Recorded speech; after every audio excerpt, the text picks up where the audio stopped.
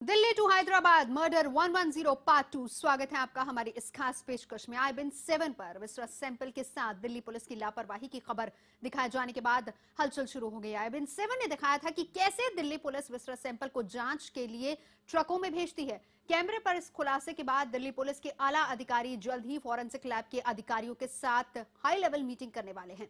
हालांकि अभी भी इस मामले में दिल्ली पुलिस कमिश्नर या फिर दूसरे आला अधिकारी कैमरे पर आने से बच रहे हैं।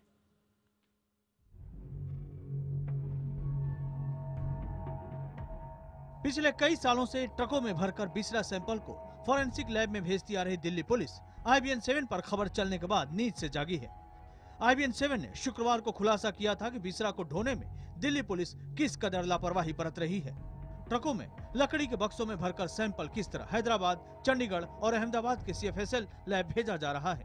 IBN-7 पर खबर चलने के बाद दिल्ली पुलिस अब विसरा का सैंपल बाहरी राज्यों के लैब में भेजने की पूरी प्रक्रिया की समीक्षा करेगी।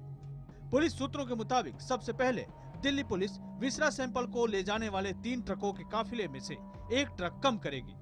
सैंपल लेकर जाने वाले काफिले के साथ डीजल लेकर जाने वाला ट्रक अब नहीं भेजा जाएगा। दिल्ली से ट्रकों में डीजल भरकर ले जाने के बजाय दिल्ली पुलिस सैंपल लेकर जाने वाली टीम को नगद रुपए मुहैया कराएगी, ताकि रास्ते में जरूरत पड़ने पर किसी भी पेट्रोल पंप से डीजल लिया जा सके। दिल्ली पुलिस के आला अधिकारियों की माने तो IBN-7 पर खबर दिखाए जाने के बाद डीजल जैसी चीज को साथ ले जाने पर रोक के अलावा और भी कई बदलाव होंगे।